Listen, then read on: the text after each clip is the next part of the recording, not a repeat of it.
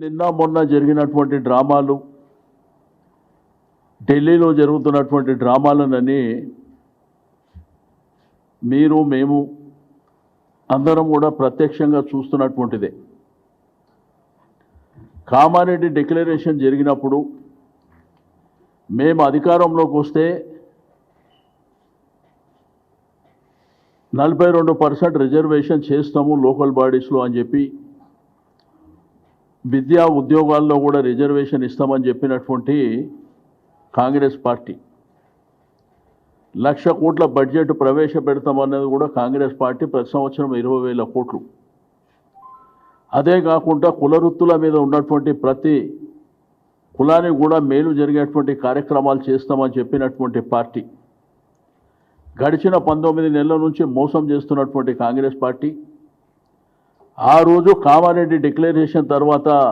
పాత్రికేయ మిత్రులు కావచ్చు, రాజకీయ పక్షాలు కావచ్చు, మేము కావచ్చు, ఇది ఎట్లా వీలవుతుంది, ఎట్లా చేస్తారు, ఇది 9th షెడ్యూల్లో పెట్టి పార్లమెంట్లో బిల్ పాస్ కావాలి కదా అంటే, లేలే మాకు బాగా సుదీర్ఘమైనటువంటి అనుభవం ఉంది, 125 సంవత్సరాల చరిత్ర ఉంది, మేము సాధిస్తాం, మేము చేస్తామని చెప్పి మరి హరీబరీగా కులగణన చేసి, ఆ కులగణనలో కూడా చాలా తప్పుల తడకలు ఉన్నాయని చెప్పి అసెంబ్లీలో చెప్పినాం, బయట చెప్పినాం.